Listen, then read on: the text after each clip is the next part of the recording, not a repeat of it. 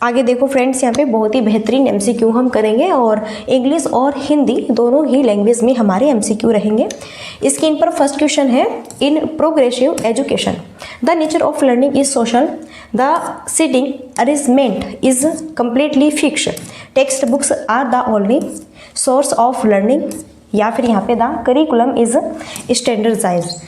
प्रगतिशील शिक्षा में देखो, प्रगतिशील जो शिक्षा है उसमें क्या होता है, सीखने का स्वरूप सामाजिक होता है, बैठने की व्यवस्था पूरी तरह से तय होती है, पाठ्य पुस्तकें सीखने का एकमात्र स्रोत होता है, पाठ्यचर्या मानकीकृत होती है। बहुत ही बेस्ट सेशन है।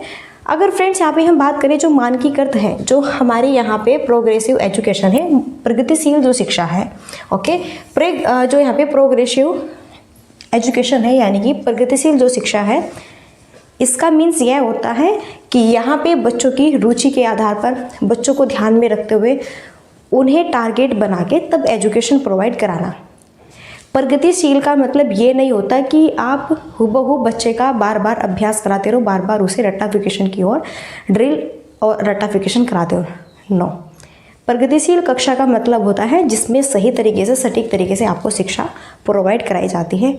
ओके, सो यहाँ पे ये नहीं कि बस बैठने की व्यवस्था पूरी तरह से तय होती है। अब ये फिक्स है कि हाँ, राम अगर इस सीट पे बैठता है तो इसी सीट पे बैठेगा, भले ही राम लेट आता है या फिर आपका जल्दी आता है स्कूल्स में, लेकिन यह यहाँ पे बैठता है तो ये फिक्स है, यहीं पे बैठेगा, यहाँ पे और कोई स्टूडेंट्स नहीं बैठ सकते। तो ये प्रगतिशील शिक्षा नहीं है। ओके, पाठ्य पुस्तक सीखने का क्या सीखने का सिर्फ और सिर्फ पाठ्य पुस्तक ही एकमात्र स्रोत होता है? ऐसा कुछ नहीं है। हम अपने समाज में, अपने परिवार में, अपनी फैमिली में, आस पड़ोस में, अपने फ्रेंड्स लोगों में, दोस्तों में, अपने रिश्तेदारों में, रिलेशनशिप वाले जो हमारे होते हैं, सोशल जो होते हैं एंड कल्चर्स, है ना। सो हम कंटिन्यूटी हर एक प्लेस पे कुछ ना कुछ सीखते हैं अपने विद्यालय में, स्कूल्स में। सो ये थोड़ा ही कह देंगे कि सिर्फ और सिर्फ बस बुक्स ही एक ऐसा यहाँ पे रीजन है जिससे हम सिर्फ और सिर्फ सीख सकते हैं। नो, क्या पाठ्यचर्या मानकीकृत? वैसे भी मानकीकृत शब्द हमारा नेगेटिव है। फर्स्ट ऑप्शन यहाँ पे राइट होगा 1। सीखने का स्वरूप क्या होता है? सोशल होता है। देखो, प्रगतिशील शिक्षा में क्या है, मैंने कहा ना कि सीखने का स्वरूप क्या है, सामाजिक होता है। ये सबसे बेस्ट यहाँ पे ऑप्शन हमारा हो जाएगा, है ना। अब ये थोड़ा ही होता है कि बस हम सिर्फ और सिर्फ विद्यालय में ही सीखते हैं, नहीं। जब देखो, जैसे एक बालक है, उसका जन्म होता है तो बाद में अपनी फैमिली के साथ में है धीरे धीरे चीज़ों को अर्जित करता है एक बहुत ही बेहतरीन स्वाभाविक तरीके से। जैसा मम्मा बोलते बेटा खाना खाओ, ये देखो, वो देखो, उधर देखो कौवा जा रहा है, यहाँ पे देखो डॉगी है, इस तरह से अलग अलग डिफरेंट शब्द उन्हें सिखाती है कि दूसरे को नमस्कार कैसे करनी है, नमस्ते कैसे की जाती है, गुड मॉर्निंग कैसे बोलते हैं, सारी चीज़ें यहाँ पे। सो हम तब से ही सीखना स्टार्ट कर देते हैं। तो ऐसा थोड़ा ही होता है कि बस हम जो है स्कूल्स में ही जाके सीखते हैं, इसलिए फर्स्ट ऑप्शन बेस्ट है। आई होप समझ गए होंगे, क्लियर है। चलो आगे देखो, नेक्स्ट स्क्रीन पर क्वेश्चन है और पहले थोड़ा हम इंग्लिश में भी देख लेते हैं। अकॉर्डिंग टू द नेशनल, देखो यहाँ पे NEP 2020 जो यहाँ पे नेशनल एजुकेशन पॉलिसी है 2020, इसकी बात कर रहे हैं। What does the purpose of assessment inform about? जो राष्ट्रीय शिक्षा नीति 2020 है NEP, इसके अकॉर्डिंग मूल्यांकन का उद्देश्य किसकी जानकारी देता है? विद्यार्थी को कक्षा में व कक्षा के बाहर कैसे सहायता दी जा सकती है? विद्यार्थी का उसके सहपाठियों के साथ तुलना करो, या फिर विद्यार्थियों के सीखने में कमियां व अभाव ताकि उसके असफलता की पुष्ट पहचान की जा सके, या फिर विद्यार्थी की रटने की क्षमता की जानकारी यहाँ पे आपको पता होनी चाहिए। So as it right and correct answer हमारा क्या होगा? और ये है हमारा NEP 2020 के थ्रू। तो भैया NEP 2020 इसमें क्या क्या चेंज होते हैं? मूल्यांकन का उद्देश्य किसकी जानकारी देता है? पहले तो अगर हम बात करें विद्यार्थी की रटने की क्षमता की जानकारी, तो रट्टाफिकेशन NEP 2020 ये फिक्स नहीं करती, ये नहीं कहती कि बस बच्चे को रटा दो। मानो यहाँ पे जो है आपने दिया कि 2 + 2 = कितने होते हैं? 4 होते हैं। भले ही आप प्लस के उसे और भी सम्स दो, 3 + 6 कितने हो गए? तो बच्चे ने रटा हुआ है कि बस यहाँ पे उसे 4 ही करना है। तो ऐसा आपको रट्टाफिकेशन नहीं कराना है कि आप उसे एक चीज़ रटा दो और बार बार वह उसका आंसर एक ही तरह से देता रहे। तो ये चीज़ राइट नहीं है, क्लियर है। क्योंकि इसे ये बताना चाहिए बच्चा डिजिट भी चेंज हो सकती है एंड इस तरह से जो है हमें ये सॉल्व करना है। यहाँ पे डिजिट आपकी चेंज होगी तो फिर हमें क्या करना होगा? विद्यार्थी के सीखने की कमी व अभाव ताकि उसकी असफलता की पुष्ट पहचान। अब अगर हम यहाँ पे बस विद्यार्थी में कमियां ही ढूंढते रहे, उसका अभाव, इस तरह से अगर हम करते रहें तो उसकी असफलता की पुष्ट पहचान की जा सके। तो यहाँ पे NEP 2020 ये भी आपको नहीं कहती। मानो एक बालक है, पढ़ रहा है, अगर उसे मिस्टेक्स हो रही है तो आप क्या कहते हैं उसे कि तुझसे नहीं आता कुछ करना, तुम नहीं पढ़ते हो ध्यान से, तुमसे ये सम्स भी नहीं हो पा रहे, तुम्हारी बुद्धि बिल्कुल, तुम मंद बुद्धि के हो, तुम इडियट हो, फलाना ढिमकाना, इस तरह से। तो बालक स्कूल से भी आना स्टार्ट नहीं करेगा, वह स्कूल भी नहीं आएगा और आपके सामने तो बिल्कुल भी नहीं आएगा। और साथ ही साथ में बिल्कुल वह ऐसा यहाँ पे अपने आप को फील करेगा कि मुझसे कुछ नहीं होगा जीवन में।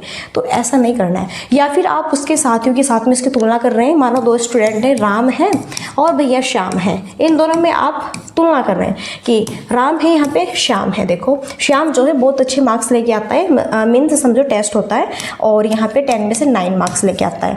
यहीं पे अगर राम है, राम 10 में से समझो 6 मार्क्स लेके आता है, तो टीचर क्या कहेंगे राम को कि श्याम की तरह बनो, ये देखो कितने 6 मार्क्स लेके आया है, इसकी तरह पढ़ाई करो, तुम जो है श्याम से ज़्यादा इंटेलिजेंट नहीं हो।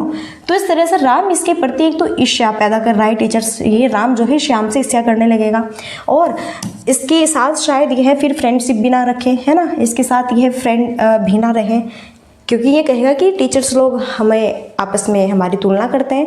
तो ये चीज़ें तो बच्चों को बिल्कुल भी अच्छी नहीं लगती। सो देन फर्स्ट यहाँ पे ऑप्शन राइट होगा, विद्यार्थी को कक्षा में व कक्षा के बाहर कैसे सहायता दी जा सकती है। यस, जो भी हम बालक को सिखा रहे हैं उसके बाहरी जीवन से जोड़िए।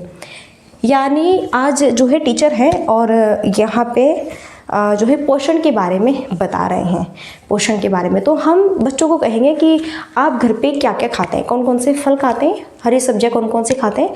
देन आप उन्हें स्कूल्स में लेके आना और फिर उनके चित्र सभी बच्चों के साथ में आप साझा करो, दिखाओ, और फिर देखो कि ये फल खाने से ये होता है, ये सब्जी खाने से ये होता है। ये सारी चीज़ें बच्चे खुद भी सीखेंगे और जब वह खाएंगे ओके और खाना अपने घर पे, तब भी वो खाते वक्त ये कहें कि हाँ इसे खाने से मुझे इस चीज़ की पूर्ति होगी, ये होगी।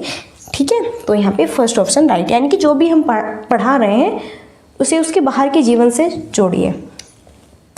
विच of the following is a characteristic of A talented student. तो निम्नलिखित में से प्रतिभावान विद्यार्थी की विशेषता कौन सी है। धीमी समझ है, सोच में सटीकता की आवश्यकता है, जिज्ञासा की कमी है, आसान कार्यों को चुनने की प्रवृत्ति है।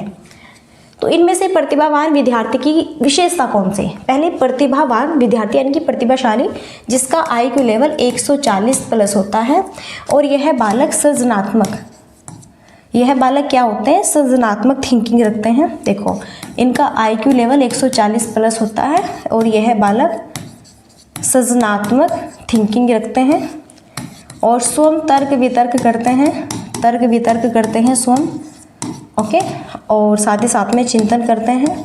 और इनके सामने कोई भी प्रॉब्लम्स होते हैं तो उसे खोजने के लिए भिन्न भिन्न डायरेक्शन का ये यूज़ करते हैं कि यह कैसे होगा, कब होगा, किस माध्यम से होगा, किस डायरेक्शन से होगा, है ना। तो वही होते हैं प्रतिभावान विद्यार्थी। क्या ये धीमी समझ रखते हैं? नो। क्या इनमें जिज्ञासा की कमी होती है? नहीं। क्या आसान कार्यों को करने की इनमें प्रवृत्ति ज़्यादा होती है? नो, नहीं। सबसे बेस्ट है सोच में सटीकता की क्या होती है, आवश्यकता होती है। यही इस तरह के होते हैं कि मानो एक बालक है और गणित का सम्स कर रहा है, मैथ के सम्स सॉल्व कर रहे हैं, है ना। तो मैथ का जो उसने सम्स सॉल्व किया उसे तब तक यहाँ पे संतुष्टि नहीं मिलेगी जो प्रतिभाशाली बालक होते हैं, जब तक कि उसके MCQ को सही तरीके से टीचर ये ना कहे कि हाँ ये बिल्कुल सटीक, एक्यूरेट, राइट यहाँ पे आपका आंसर है। ये नहीं कि बस उसने किया और उसका वहीं पे काम फिनिश हुआ। ऐसा कुछ नहीं कि उसने टेस्ट दिया और बस यहीं पे संतुष्टि हो गई कि हाँ मुझे टेस्ट देना था और दे दिया मैंने, अब देखते हैं जो होगा हो जाएगा, कोई बात नहीं। उसे जब तक संतुष्टि नहीं होगी, जब तक उसके अच्छे मार्क्स नहीं आएंगे, जब तक वो 10 में से 10 नहीं लेगा, तब तक उसके मन को संतुष्टि नहीं होगी। क्लियर है। तो इसलिए सोच में सटीकता रखते हैं एकदम कि सटीक होना चाहिए, यहाँ पे जो मैंने किया है ना इसका मुझे इतना फल मिलना चाहिए। क्लियर है। तो ये होते हैं प्रतिभावान विद्यार्थी। चलिए नेक्स्ट देखो, स्क्रीन पर 4 क्वेश्चन है। एक निर्दिष्ट लक्ष्य तक पहुंचने के लिए विद्यार्थियों को उनकी संज्ञानात्मक क्षमताओं पर चिंतन करने के लिए प्रोत्साहित करके एक शिक्षक निम्नलिखित के किस विकास को सुगम बना रहा है। क्वेश्चनात्मक ज्ञान है, अधिसंज्ञान है, प्रतिक्रियात्मक ज्ञान है, रटकर याद रखना है। तो एक निर्दिष्ट लक्ष्य तक पहुंचने के लिए विद्यार्थियों को उनकी संज्ञानात्मक क्षमताओं पर चिंतन करने के लिए प्रोत्साहित करके, अब मैं आपको आपका ही एग्जाम्पल देती हूँ। देन यहाँ पे बहुत सारे स्टूडेंट्स हैं जो कि सीटेट की प्रिपरेशन कर रहे हैं। आप सभी हमारे जो करीबी फ्रेंड्स हैं, ओके, कर रहे हैं कि नहीं कर रहे हैं? बिल्कुल कर रहे हैं। अब फ्रेंड्स यहीं पे अगर हम बात करें कि हम जो है सीटेट की तैयारी कर रहे हैं, ओके, सो देखो हम खुद हम अपनी अंदर इतनी क्षमता रखते हैं, खुद हम चिंतन करते हैं कि हमें क्या पढ़ना है क्या नहीं पढ़ना है, कि अब मुझे सीडीपी पढ़ना है और अब मुझे हिंदी पढ़नी है, अब मुझे ईवीएस पढ़ना है, अब मुझे मैथ्स करना है यहाँ पे, अब मुझे एसएसटी पढ़ना है, अब साइंस पढ़ना है ना। तो हम अपने अपने थ्रू अपनी टाइमिंग बनाते हैं। तो खुद स्वयं हम चीज़ें कर रहे हैं, क्या हमारे साथ में कोई और हमारी हेल्प कर रहा है? नो। सीटेट की तैयारी आपको खुद ही करनी पड़ेगी, उसमें आपको कितनी भी कठिनाई क्यों ना हो, खुद आपको अपने घर पे स्वयं वह सॉल्व करनी होगी और स्वयं उसका निर्धारण करना होगा। तो जब कुछ चीज़ हम खुद यहाँ पे तर्क वितर्क चिंतन करते हैं, मानो हम गणित का एक सवाल यहाँ पे सॉल्व कर रहे हैं, ओके, और उस सवाल को सॉल्व करते वक्त अगर हमें कठिनाई भी हो रही है तो फिर भी हम उसे करने की कोशिश रखते हैं एंड उस पर बारी बारी तर्क वितर्क चिंतन करके उसका आंसर्स गेट कर ही लेते हैं।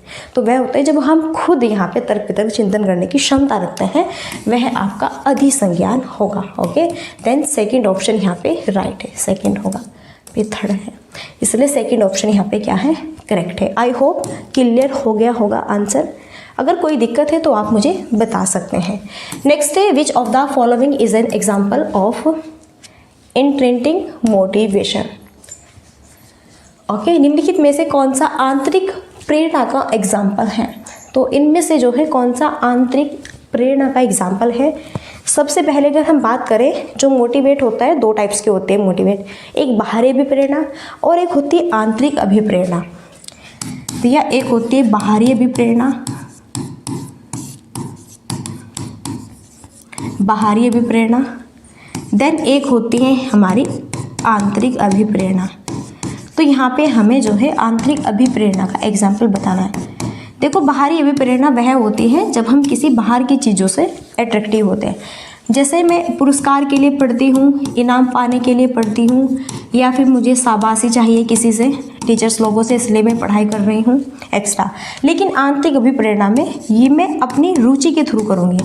मेरी खुद की जिज्ञासा है, मेरी खुद की रुचि है, खुद की जिज्ञासा है, मेरी खुद की कल्पना है, इसलिए मैं ये चीज़ों को कर रही हूँ। मैं बहुत खुश होती हूँ उस कार्य को करते हुए, मैं खुश हूँ, हैप्पी हूँ, सो इसलिए ये आंतरिक अभिप्रेरणा है।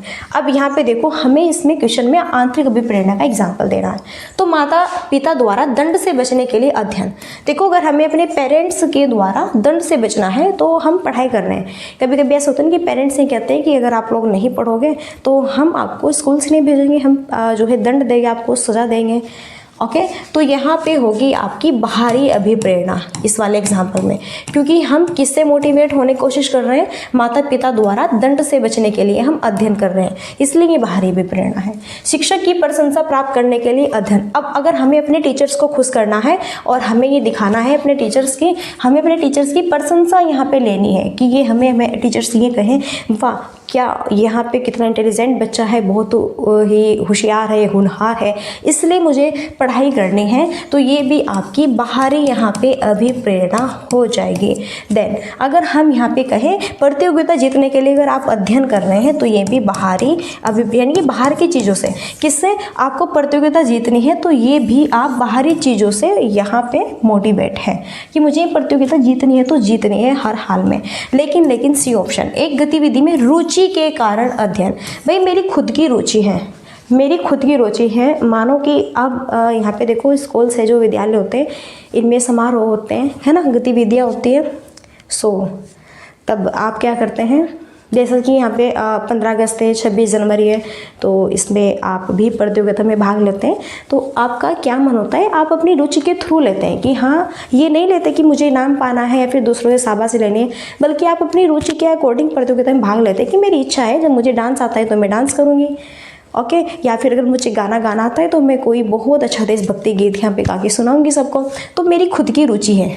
तो यहाँ पे ये होगा आंतरिक प्रेरणा का example. So third option right.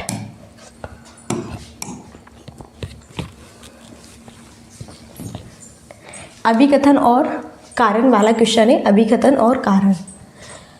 Rumi 18 महीने में 2 शब्दों का उच्चारण कर सकती थी, जबकि पूजा ने 24 महीने में ऐसा किया था, इसलिए पूजा का विकास पक्के तौर पर विलंबित है। ओके। विकासात्मक प्रतिमान बच्चों के लिए निर्धारित लक्ष्यों की उपलब्धि के लिए सटीक आयु की सही भविष्यवाणी करते हैं। तो हमें सही विकल्प यहाँ पे चूज करना है। बहुत ही बेहतरीन क्वेश्चन है। सो यहाँ पे एक गर्ल्स है जिसका नाम है रूमी और जो कि 18 मंथ्स की है। ओके। 18 महीने में 2 शब्दों का उच्चारण कर सकती थी। देखो जब रूमी 18 महीने की थी तो तब यह 2 शब्दों का उच्चारण कर सकती थी, जबकि जो पूजा थी यह यहाँ पे 24 मंथ की हो गई, 24 मंथ की हो गई, है ना। 24 महीने में इन्होंने ऐसा किया। रूमी ने तो भैया 18 मंथ में 2 शब्दों का उच्चारण किया और देन यहीं पे पूजा है जिसने 24 महीने में जाके 2 शब्दों का उच्चारण किया, इसलिए पूजा का विकास पक्के तौर पर विलंबित है। कह रहे हैं कि पूजा का विकास पक्के तौर पर विलंबित है, यानी कि पूजा सही से जल्दी से नहीं सीख पाएगी, पूजा अपने जीवन में कभी क्या कुछ नहीं कर पाएगी, तो ऐसा बिल्कुल गलत है। मानो 2 बालक हैं और एक बालक अगर जल्दी चलना सीखता है, जल्दी यहाँ पे बोलना सीखता है, तो इसका मतलब ये नहीं कि दूसरा बालक अगर लेट बोलना सीखेगा, लेट चलना सीखेगा कि वह अपने भविष्य में कुछ नहीं कर सकता। तो ऐसा कुछ नहीं है। सबका विकास अलग अलग होता है, भिन्न भिन्न दरों पर होता है, एक समान नहीं होता, असमान होता है। कोई बच्चा कब बोलता है, कोई बच्चा कब चलता है, कोई बच्चा कब बैठता है, कोई बच्चा कब दौड़ता है, कब भागता है, कब खाता है, कब पीता है, कब जो है क्या क्या एक्टिविटी करती है, सबकी डिफरेंट डिफरेंट डेवलपमेंट होता है भैया। तो आप इसे ऐसे क्या कह सकते हो कि यह यहाँ पे विलंबित कर दो इसको, ये कुछ नहीं कर पाएगी भविष्य में, इसलिए ये अभिकथन बिल्कुल हमारा रॉन्ग है। ओके। विकासात्मक प्रतिमान बच्चों को निर्धारित लक्ष्यों की उपलब्धि के लिए सटीक आयु की सही भविष्यवाणी। देखो हम ये कह सकते हैं कि हाँ विकास के प्रति हम भविष्यवाणी कर सकते हैं, लेकिन सटीक भविष्यवाणी कि अगर मैंने कहा इस बच्चे की एक्टिविटी को देखते हुए, मानो कोई बालक है, ये बालक अगर 3 साल का है और बहुत अच्छी एक्टिविटी करता है, बड़ी ही फास्ट, बढ़िया एकदम, है ना, सारी चीज़ें जानता है, इंग्लिश टू हिंदी दोनों लैंग्वेज में, तो मैं इसे अगर बोलूँ कि हाँ ये आगे जाके कुछ ना कुछ अवश्य करेगा, यानी कि आगे जाके मैंने कह दिया ये टीचर बनेगा तो बनेगा, तो ऐसा कुछ नहीं कि वो 3 साल की उम्र में काफ़ी अच्छी एक्टिविटी कर रहा है और मानो कि अब उसकी 25 एज है और अब यह जो है आपका सही तरीके से पढ़ाई भी नहीं करता, इधर उधर दोस्तों में अपना टाइम वेस्ट करता है, तो फिर हम कैसे कह सकते हैं कि सटीक भविष्य कर दे मैंने कि टीचर बनेगा तो यह टीचर बनेगा ही। सो ऐसा कुछ नहीं है कि हम सटीक भविष्यवाणी कर दे किसी बंदे की। ये तो सब कह दे कि हाँ ये IAS बनेगा तो बनेगा, क्या ज़रूरी पता है कि हाँ ये आगे जाके IAS बनेगा ही? तो ऐसा कुछ नहीं है। A और R दोनों हमारे कथन गलत हैं। चलिए नेक्स्ट है, बेस्ट क्वेश्चन है। देखो पियाजे theory, the process in which a child transforms and modify his schema to make a scene of new experience is called। तो पियाजे के सिद्धांत में वह प्रक्रिया जिसमें एक बच्चा नए अनुभव का बोध करने के लिए अपने स्कीमा के रूपांतरित और संशोधित करता है, तो क्या कहलाता है? अनुकूलन, समायोजन, संरक्षण है या फिर केंद्रीकरण है? सबसे पहले समझो स्कीमा क्या होता है। स्कीमा जैसे आपने कंप्यूटर देखा है ना, कंप्यूटर, सो कंप्यूटर का माइंड डाटा किस में होता है? उसके CPU में फिक्स होता है। CPU में तो होता है, यानी कि कंप्यूटर का जो माइंड है, दिमाग है, वो क्या है भैया? CPU है। अगर CPU ही न होता तो क्या कंप्यूटर सही से चलेगा? अब जैसा फ़ोन है तो फ़ोन का डाटा, कंप्यूटर, माइंड, मस्तिष्क, सब कुछ क्या है? नेटवर्क, यानी कि नेट। यहाँ पे अगर नहीं हमारा रिचार्ज हुआ है उसमें और उसमें नेटवर्क आते हैं, नेट है उसमें, तो ही वो फ़ोन हमारा हमारे लिए बेहतर है, वरना तो उससे कुछ नहीं होगा, फिर वो डिब्बा है। ओके, तो यही चीज़ है अब स्कीमा। अब देखो कंप्यूटर है तो कंप्यूटर में हम बहुत छोटे छोटे फोल्डर बना के रखते हैं, बहुत छोटे छोटे। कोई फोल्डर ये बनाता है कि इसमें मेरी इमेजेस फोल्डर में, इस फोल्डर में मेरे CDP के नोट्स है, इस फोल्डर में मेरे EVS के नोट्स है, इसमें मेरे मैथ्स के नोट्स हैं, इसी तरह से हमारे माइंड में भी एक इमेज होती है कि हाँ मेरे इस माइंड में मैंने CDP को फिक्स किया है, इस माइंड में मैंने EVS को फिक्स किया है, इस माइंड में मैंने मैथ्स को फिक्स किया है। इस तरह से हमारे दिमाग के भी छोटे छोटे फोल्डर होते हैं और उन्हीं दिमाग के हम छोटे छोटे फोल्डर को स्कीमा कहते हैं। और जब हमें इन फोल्डर में कुछ नई जानकारी ऐड करनी होती है, मानो हम CDP में सीख रहे हैं, जो भी हमने सीखा है, अगर हम इसमें कुछ और नया सीखेंगे तो हम इसे फिर क्या करेंगे, यहाँ पे रूपांतरित करेंगे और संशोधित करेंगे। ओके, यानी कि अगर न्यू चीज़ कुछ हमें ऐड करनी है CDP में और तो हम कर सकते हैं। तो यह क्या होगा, समायोजन होगा। अब देखो, मानो एक बालक है और बालक ने देखा डॉगी, कुत्ता, तो वह जानता है कि अगर कुत्ता है, कुत्ते जो है यहाँ पे उसके 4 पैर होते हैं। जो डॉगी है, डॉग है, कुत्ता है, उसके भैया 4 पैर होते हैं। तो यह ये समझेगा कि हाँ जितने भी जानवर हैं वो सभी आपके जो है कुत्ता ही होंगे, या फिर सभी 4 पैरों वाले आपके जानवर ही हो गए।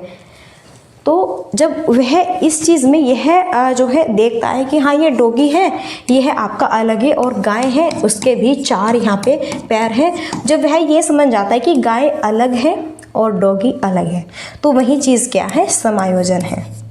क्या है, समायोजन। यानी कि इनमें जब वो डिफरेंस करने लगा तो वही चीज़ हमारी क्या आएगी, समायोजन के अंतर्गत आएगी। आई होप क्लियर है। नेक्स्ट देखो, स्क्रीन पर 8 क्वेश्चन है।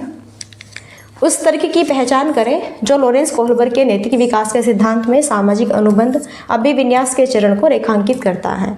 आदर्श पारस्परिकता की समझ है। सामाजिक व्यवस्था सुनिश्चित करने के लिए नियम महत्वपूर्ण है। मानव उद्देश्यों को आगे बढ़ाने के लिए कानून और नियम लचीले उपकरण हैं। विवेक के 100 चुने हुए नैतिक सिद्धांतों द्वारा सही कार्यवाही को परिभाषित किया गया है। सो बहुत ही बेहतरीन है। और ये है लॉरेंस कोहलबर्ग। जी हाँ, लॉरेंस कोहलबर्ग बहुत ही जाने माने हैं। कौन सा सिद्धांत देते हैं, नैतिक विकास का सिद्धांत देते हैं। सामाजिक अनुबंधन अभिविन्यास, देखो इनके 3 यहाँ पे चरण हैं और इसमें 6 जो है उपचरण हैं। सबसे पहला चरण है इनका पूर्व परंपरागत, सेकंड है इनका परंपरागत, और थर्ड है यहाँ पे उत्तर परंपरागत। ओके, और इसके अंतर्गत 2 इनके उपचरण हैं। तो टोटल ये कितने हुए, 6 हुए। क्लियर। तो ये बताना है नैतिक विकास के सिद्धांत में सामाजिक अनुबंध अभिविन्यास के चरण को रेखांकित करता है। सो बेस्ट ऑप्शन होगा, मानव उद्देश्यों को आगे बढ़ाने के लिए कानून और नियम लचीले क्या है, उपकरण है। देखो, मानव उद्देश्यों को आगे बढ़ाने के लिए कानून और नियम लचीले उपकरण है। अब भाई देखो, आप समाज में रहते हैं, आप क्या रहते हैं, समाज में। अगर कोई रूल्स न हो, कोई कानून न हो, फिर तो हर दिन क्या होगा, यहाँ पे कोई भी बंदा किसी भी बंदे की डेथ कर सकता है, उसका मर्डर खुले में कर सकता है। उसे कोई यहाँ पे यही नहीं होगा कि मुझे कौन क्या कहे क्या नहीं। लेकिन आज के टाइम में अगर आप चोरी भी करेंगे तो चोरी करते वक्त भी आप 100 बार ये सोचेंगे कि मेरा आगे क्या होगा, अगर मैं पकड़ा गया तो क्या होगा क्या नहीं होगा, मैं जेल भी जा सकता हूँ, मुझे सज़ा भी हो सकती है, मुझे फांसी की भी सज़ा हो सकती है। तो अगर आप किसी का मर्डर करेंगे तो अब तो आपने किसी का मर्डर किया, तो आगे आपको ये भी ध्यान देना है कि फिर आपको भी यहाँ पे जेल होगी और सज़ा होगी, और आपको भी शायद फांसी की सज़ा न हो। तो इसलिए हम समाज में रहते हैं, अच्छे और बुरे नियमों को हम जो है अच्छी तरह से अपने अंदर स्वाभाविक रूप से उन्हें समझते हैं। तो यही चीज़ें मानव उद्देश्यों को आगे बढ़ाने के लिए कानून और नियम लचीले उपकरण हैं। सी ऑप्शन यहाँ पे बेस्ट है। नेक्स्ट देखो 9, how can a teacher fully take into account individual difference in her classroom। एक शिक्षिका अपनी कक्षा में व्यक्तिगत भिन्नताओं का अर्थ पूर्ण ढंग से किस प्रकार ध्यान में रख सकती है, यह स्वीकार करके कि भिन्नताओं का अर्थ अभाव नहीं है। अकादमिक क्षमताओं के आधार पर बच्चों का देखो नामांकन और पृथक्करण नहीं करना है। ये नहीं करना है कि आप अगर कोई बालक है विद्यालय में एडमिशन लेने के लिए आया है तो आप उसका नामांकन और पृथक्करण उसे स्कूल से बाहर निकाल दोगे। आप कहोगे आपके अंदर क्षमता ही नहीं है। अरे अभी आप मुझे ही बताइए, छोटा बालक है, उसकी फैमिली ने आपके स्कूल में फर्स्ट टाइम उसका फर्स्ट क्लास में एडमिशन कराया है, क्या वो पीछे से ही सारी चीज़ें सीख के आया है? क्या वो इतने परिपक्व हो गए? भैया आप लोग ही तो उसका विकास करेंगे। फर्स्ट टाइम आपके पास ही तो आया है पढ़ने के लिए, आप सभी तो सिखाएंगे इसे।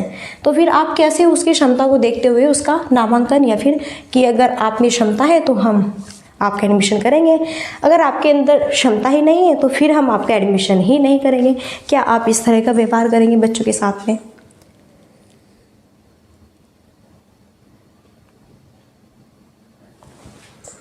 ओके, सो हमें ये सारी चीज़ें यहाँ पे देखनी है। देन अगर हम बात करें शारीरिक में दृष्टि से दिव्यांग बच्चों को उनके लिए प्रस्तावित विशेष स्कूलों में भेजकर, क्या हम उन्हें विशेष स्कूलों में भेजेंगे? देखो, समावेशी शिक्षा हमारी ये शिक्षा होती है, इसमें हम सभी बच्चों को समान रूप से शिक्षा देते हैं। ये मतलब नहीं होता कि हम इन बच्चों को अलग कर दें, उन बच्चों को अलग कर दें। ओके, या फिर कक्षा में एकल संस्कृति को प्रोत्साहित करके जिससे प्रतिस्पर्धा को बढ़ावा मिले, तो ये भी चीज़ हमारी रॉन्ग है, ये भी रॉन्ग है। सबसे बेस्ट ऑप्शन है यह स्वीकार करके कि भिन्नताओं का अर्थ अभाव नहीं है। तो एक टीचर अपनी कक्षा में व्यक्तिगत भिन्नताओं का अर्थपूर्ण ढंग से किस प्रकार ध्यान में रख सकती है? देखो, एक क्लास है, 30 बच्चे हैं, 35 है, 40 है, 45 है, और सब में व्यक्तिगत भिन्नता देखने को मिलते हैं। तो भैया जब सभी में व्यक्तिगत भिन्नता देखने को मिलती है तो उस आधार पर आप सबको कैसे पढ़ाएंगे, कैसे हैंडल करेंगे? कोई बच्चा देखकर सीखता है, कोई बच्चा सुनकर सीखता है, कोई बच्चा खेलकर सीखता है, कोई किस माध्यम से सीखता है, कोई किस माध्यम से सीखता है। तो आपको उनका ध्यान रखना है और उसी आधार पर उन्हें शिक्षा प्रोवाइड करानी है। सो फर्स्ट ऑप्शन यहाँ पे राइट होगा। ओके, चलिए नेक्स्ट देखो स्क्रीन पर नेक्स्ट क्वेश्चन है भैया। सो फ्रेंड्स देखो, नेक्स्ट यहाँ पे क्वेश्चन हमारा 10 काफ़ी इंपॉर्टेंट है।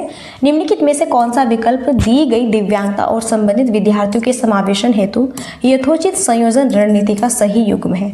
प्रतिभाशाली, देखो यहाँ पे ये प्रतिभाशाली इनके बारे में बताना है, फिर संलग्नता इनके बारे में बताना है, फिर पठन वैकल्य इनके बारे में बताना है, फिर वाक हानि। यहाँ पे हमें वह यहाँ पे युग्म चूज़ करना है, वह जोड़ा चूज़ करना है जो कि बिल्कुल सही सटीक यहाँ पे है। तो जो प्रतिभाशाली है कि वो आसान और बहुत ही सरल सामग्री उन्हें देनी होती है। जो संलग्नता होती है, कक्षा की व्यवस्था को बार बार बदलते रहना। पठन वैकल्य उत्तम चित्रों के आधार पर दत्तकार्य देना। वाक हानि धीरे दिखाना और प्रतिक्रिया देने के लिए पर्याप्त समय देना। तो क्या बात है, बहुत ही बेस्ट यहाँ पे एकदम होनहार हमारा क्वेश्चन है। तो यहाँ पे हम समझेंगे इस क्वेश्चन को। तो देखिए फ्रेंड्स, हमें ये जो क्वेश्चन है ना बहुत अच्छे से यहाँ पे करना है। फर्स्ट यहाँ पे है प्रतिभाशाली। प्रतिभाशाली के आगे लिखा हुआ है कि क्या प्रतिभाशाली जो होते हैं उन्हें आसान और बहुत ही सरल सामग्री दो। तो प्रतिभाशाली बालक वह होते हैं जिनका IQ लेवल 140 प्लस होता है और वह यहाँ पे उन चीज़ों में ज़्यादा इंजॉय लेते हैं, उन चीज़ों में ज़्यादा रोचकता दिखाते हैं जिनमें चिंतन, तर्क वितर्क छिपाओ और जो आपके थोड़ा हार्ड टाइप्स के हो। ओके, और आप कह रहे हैं कि उन्हें आसान और बहुत ही सरल सामग्री दो, इसलिए ये हमारा रॉन्ग हुआ। सेकेंड है संलग्नता। संलग्नता का मतलब होता है जब हम स्वयं में ही खोए रहते हैं। मानो एक बालक है, पूरे दिन एक ही खिलौने से खेल रहा है, बस उसके पास में एक ही खिलौना है। मानो कि उसके पास में एक खिलौना है, बस यहाँ पे कार, तो उसके साथ में खेल रहा है पूरे दिन। या फिर यहाँ पे अगर हम बात करें फ्रेंड्स, संलग्नता वाले इस तरह के होते हैं जो स्वयं में ही खोए रहते हैं, एक दूसरे के साथ में ज़्यादा बातचीत नहीं करते हैं, ना इधर उधर बैठना होता, कुछ नहीं, बस अपने आप में ही वो मग्न होते हैं। तो इसका मतलब ये नहीं कि कक्षा की व्यवस्था को ये बार बार बदलते हैं। अरे भैया, ये किसी से भी मतलब नहीं रखते, फिर कक्षा की व्यवस्था को बार बार कैसे बदलेंगे? पठन वैकल्य। पठन वैकल्य का मतलब होता है जब पढ़ने में हमें कठिनाई होती है कि जो भी लिखा हुआ उसे हम गलत पढ़ते हैं। मानो यहाँ पे सा लिखा हुआ है तो इसे हम वोज पढ़ते हैं। मानो यहाँ पे वोज लिखा हुआ है तो इसे हम सा पढ़ते हैं। मानो यहाँ पे अनक्लियर लिखा हुआ है उसे हम नु क्लियर पढ़ते हैं। मानो नु क्लियर लिखा हुआ है उसे हम अनक्लियर पढ़ते हैं। मानो यहाँ पे जो है आपकी इस तरह से बिल्ली लिखा हुआ है, आप इसे बिल्ली पढ़ते हैं। ओके, इस तरह से आप अलग अलग तरह से, यानी कि इनमें भी सही से शब्दों का उच्चारण नहीं कर पा रहे हैं, गलत तरीके से पढ़े। तो इसका मतलब यानी कि आप उसे उत्तम चित्रों के आधार पर दत्तकार्य दो। वैसे तो उनसे खुद लिखा नहीं जा रहा, पठन वैकल्य है उनके अंतर्गत, वैसे ही लिख नहीं सकते और आप उन्हें और भी लिखने का ही कार्य दे रहे हो। सही यहाँ पे सटीक आंसर है 4, वाक हानि। वाक हानि जो है यह आपका है यहाँ पे बोलने से रिलेटेड। अगर आप सही से बोल नहीं पाते तो आपको क्या करना है, धैर्य दिखाना है, प्रतिक्रिया देने के लिए पर्याप्त समय देना है टीचर्स को। मानो कोई बालक है बोलने में हेजिटेशन करता है, हाँ वह समझ रहा है चीज़ों को जो आप पूछना चाह रहे हैं। अगर आप बच्चे से पूछेंगे कि बताओ बेटा हमें ये बताओ आप, कि देखो थोड़ी थोड़ी चीज़ें तो बच्चे सीख ही जाते हैं कि चलो हमें ये बताओ आप, आपने पढ़ा हुआ है कि ऐसे ही अनार जो होता है, अनार यह इसका रंग कैसा होता है, आपने क्या यह कभी खाया है? तो जब बच्चे इसे बताने में हेजिटेशन फील करेगा, थोड़ा सहमेगा, थोड़ा रुक रुक के बताएगा कि हाँ सर जी, हाँ मैं अभी बता रहा हूँ, इस तरह की एक्टिविटीज़ करेगा। तो आपको क्या करना है, बच्चे को धैर्य दिखाना है, है ना, उसे बच्चे को समय देना है बोलने का कि कोई बात नहीं बेटा, आराम से सोच के बिल्कुल बताइए, और आपको बड़ा ही सही तरीके से उसे बिल्कुल प्यार लाड़ दुलार दिखाना है। तभी अगर आप जो है ये कहोगे कि देखो स्टिक है मेरे हाथ में, अगर आप जल्दी नहीं बताओगे ना तो ये स्टिक लगेगी, आपको दंड दिया जाएगा, सजा दी जाएगी, धूप में खड़ा कर देंगे, तो ये चीज़ें नहीं करना है। बाखानी कोई बोलने में अगर हेजिटेशन रखता है, उसे प्रॉब्लम हो रही है, तो उसे समय दो और आप खुद भी धैर्य रखो, वो धीरे धीरे आपको बता देगा कि हाँ सर अनार वो तो उसका रंग लाल होता है और उसमें दाने भी रेड रेड होते हैं, इस तरह से। ठीक है, सो यहाँ पे 4 ऑप्शन हमारा बिल्कुल सटीक है। नेक्स्ट, विद्यार्थियों द्वारा ग्रहण, देखो विद्यार्थियों द्वारा ग्रहण की गई होगा, विद्यार्थियों द्वारा ग्रहण की गई वैकल्पिक धारणाओं को संबोधित करने के लिए निम्न में से क्या इंपॉर्टेंट है। ऐसी परिस्थिति बनाना जहां विद्यार्थी अपने विचार व्यक्त करने के लिए प्रतिबंधित महसूस करें। विषय वस्तु को शिक्षक केंद्रित शिक्षा शास्त्र के माध्यम से पढ़ाना। ऐसी परिस्थितियां उत्पन्न करना जहां विद्यार्थी वैकल्पिक धारणाओं को व्यक्त कर सकें। अधिगम प्रक्रिया में विद्यार्थियों के सामाजिक सांस्कृतिक संदर्भ की भूमिका की उपेक्षा करना। सो विद्यार्थियों द्वारा ग्रहण की गई वैकल्पिक धारणाओं को संबोधित करने के लिए निम्न में से क्या इंपॉर्टेंट है। तो क्या हम अधिगम प्रक्रिया में विद्यार्थियों की सामाजिक सांस्कृतिक संदर्भ की भूमिका की उपेक्षा करेंगे। उन्हें, उपेक्षा जो शब्द है ना, ये हमारा निगेटिव टैग वर्ड्स है। आप उपेक्षा को ये मत मानना कि एक पॉजिटिव टैग वर्ड्स है, ये हमारा एक निगेटिव टैग वर्ड्स है। अगर उपेक्षा शब्द आपको किसी भी ऑप्शन में दिखता है तो ये हमारा ऑप्शन ही रॉन्ग होगा। तो ये नहीं बच्चों की आपको उपेक्षा करनी है, उनकी तुलना करनी है, ओके, ये रॉन्ग है। या फिर ऐसी परिस्थितियां उत्पन्न करो जहां विद्यार्थी वैकल्पिक धारणाओं को व्यक्त कर सके, ये भी इतना बेस्ट नहीं है। विषय वस्तु को शिक्षक केंद्रित नहीं, क्या हमारी विषय वस्तु शिक्षक केंद्रित हो सकती है? नो, हमारी विषय वस्तु शिक्षक केंद्रित न हो के बाल केंद्रित हो सकती है, तो ऑप्शन हमारा बेस्ट होता। सबसे बेस्ट ऑप्शन है ए, ऐसी परिस्थितियां बनाना जहां विद्यार्थी अपने विचार व्यक्त करने के लिए प्रतिबिंबित महसूस करें। फर्स्ट ऑप्शन, मानो आप बालक को पढ़ा रहे हैं, आप यहाँ पे ईवीएस का चैप्टर पढ़ा रहे हैं, है ना, 3rd क्लास है आपकी, क्लास 3rd है, क्लास 3rd के स्टूडेंट्स को आप ईवीएस पढ़ा रहे हैं। तो ईवीएस में अगर आप भोजन के अकॉर्डिंग कुछ चीज़ें जो है पढ़ा रहे हैं, भोजन चैप्टर पढ़ा रहे हैं, तो आपको भोजन का चैप्टर पढ़ाते हुए ऐसी परिस्थितियाँ बनानी है जहाँ पे बच्चे एक फ्रेश फील कर सकें और सारी चीज़ें सीख सकें। अब भोजन के बारे में पढ़ा रहे हैं तो फल, फ्रूट्स, सब्जियाँ, इन सब के बारे में बताएंगे। फिर आप खुद कहेंगे कि आप जो घर पे भी अपने दैनिक जीवन में कार्य करते हैं, घर पे आप खाना खाते हैं, भोजन खाते हैं, है ना, भोजन करते हैं, तो यहाँ पे आप किस तरह का जो है भोजन करते हैं, कैसी कैसी सब्जियाँ खाते हैं, तो आप उन्हें स्कूल्स में भी लेके आना। फिर यहाँ पे पूरे समूह में सभी बच्चों के साथ में अंतःक्रिया करके सारी चीज़ें आपको सिखाई जाएगी। देन आप इस तरह से बहुत ही बेहतर तरीके से सीख सकते हैं और एक बहुत ही अच्छा भी यहाँ पे बिल्कुल फ्रेश फील करेंगे। सो फर्स्ट ऑप्शन राइट है। नेक्स्ट है, for effective learning what should be the starting point for instruction. प्रभावी अधिगम हेतु निर्देश के लिए प्रारंभिक बिंदु क्या होना चाहिए। असफलता का डर है, बच्चों का सामाजिक सांस्कृतिक परिप्रेक्ष्य है, सफलता के लिए इनाम है, प्रतिस्पर्धा की भावना है। प्रभावी अधिगम हेतु निर्देश के लिए सबसे प्रारंभिक बिंदु क्या होना चाहिए। क्या असफलता का डर? तो ऐसा नहीं है। देखो, बच्चों में इस तरह का डर नहीं बैठाना कि अगर आप असफल होंगे आप कुछ नहीं कर सकते, आप इस लायक ही नहीं हो, आप इडियट हैं, आपकी बुद्धि जड़ बुद्धि है, मन बुद्धि है, आप कुछ नहीं कर पाओगे जीवन में। इस तरह की बातें नहीं करनी है बच्चे के साथ में। सफलता के लिए आप इनाम दोगे कि हाँ अगर यह आप कार्य कर रहे हैं तो हम आपको चॉकलेट देंगे, तो तभी फिर बच्चे को ना चॉकलेट की आदत हो जाएगी। कोई भी अगर उसे कुछ भी कार्य कराएगा तो बालक बोलेगा नहीं पहले मुझे चॉकलेट दो तभी मैं इस कार्य को करूँगा। प्रतिस्पर्धा की भावना। सो बेस्ट ऑप्शन है सेकंड, बच्चों का सामाजिक सांस्कृतिक परिप्रेक्ष्य। ओके, सो यहाँ पे राइट आंसर सेकंड है। प्रभावी अधिगम हेतु निर्देश के लिए प्रारंभिक बिंदु क्या होना चाहिए कि बच्चों का सामाजिक सांस्कृतिक परिप्रेक्ष्य के आधार पर आप पढ़ाओ। देखो, बालक है अलग अलग जो है सामाजिकता से, अलग अलग नैतिक विकास उनका, अलग अलग उनकी मातृभाषा है, अलग अलग जो है वातावरण से, पर्यावरण से अलग अलग आते हैं बच्चे, तो उन सबका सम्मान करना है, सभी को धैर्यपूर्वक पढ़ाना है, सबकी मातृभाषा को ध्यान में रखते हुए, सबकी रुचियों को, क्षमता को, सारी चीज़ें यहाँ पे ऑल पॉइंट्स को ध्यान रखते हुए ही हमें शिक्षा प्रोवाइड करानी है। चलिए नेक्स्ट है, निम्नलिखित में से कौन सा कथन व्यक्ति के विकास की प्रक्रिया के बारे में सही है? विकास की प्रक्रिया एक दिशा होती है, यह केवल व्यक्ति की आनुवंशिकता से प्रभावित होता है। विकास की प्रक्रिया में सांस्कृतिक विविधता होती है। विकास केवल वातावरणीय कारकों के द्वारा ही निर्धारित होता है। तो friends, which of the following statements is correct about the process of development of an individual? तो यहाँ पे फ्रेंड्स हमें जो है सबसे बेस्ट कथन बताना है विकास की प्रक्रिया के बारे में। तो बताइए, क्या मैंने बताया कि विकास की प्रक्रिया एक दिशा होती है? नो, विकास की प्रक्रिया एक दिशा थोड़ा ही होती है, बहुदिशीय होती है, बहुत दिशाओं में होता है। विकास है आपका, है ना। देखो, सामाजिक विकास, सामाजिक भी आपका विकास के अंतर्गत आएगा।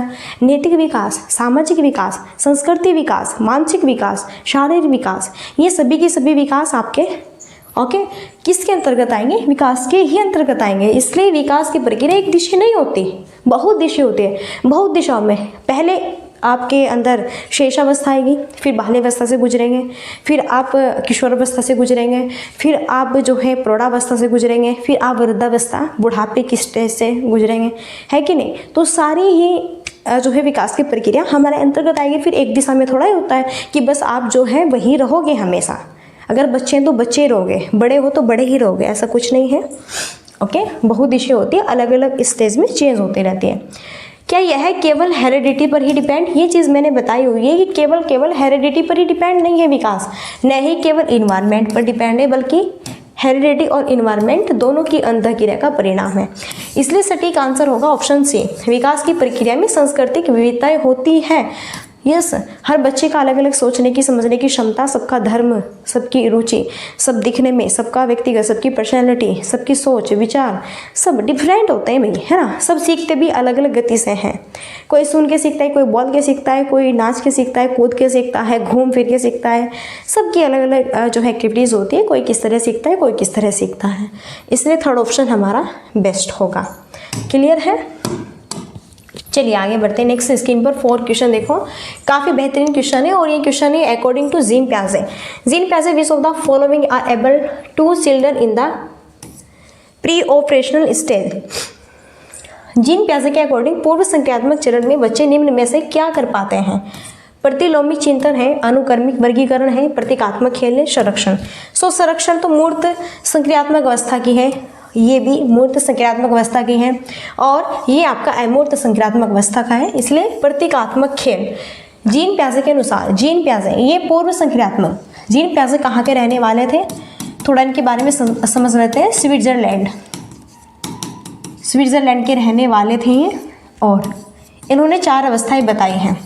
सबसे पहली है यहाँ पे इनकी संवेदीगामक अवस्था, सेकंड यहाँ पर रहती है पूर्व संक्रियात्मक अवस्था, ओके। थर्ड यहाँ पर है मूर्त संक्रियात्मक अवस्था, और 4 यहाँ पर है अमूर्त संक्रियात्मक अवस्था। तो जो ये आपकी संवेदीगामक अवस्था है, ये है 0 से 2 साल के लिए। पूर्व संक्रियात्मक अवस्था 2 से 7 साल के लिए। मूर्त संक्रियात्मक अवस्था 7 से 11 साल के लिए। अमूर्त जो है 11 से 18 साल के लिए है, ओके। इस तरह से तो जीन पियाजे के अनुसार पूर्व संक्रियात्मक चरण में बच्चे निम्न में से क्या कर पाते हैं? सो यहाँ पे प्रतीकात्मक खेल, थर्ड जो हमारा ऑप्शन है ये क्या होगा? बेस्ट यहाँ पे होगा। अब देखो, मानो बालक के पास में बटन है, क्या है? बटन।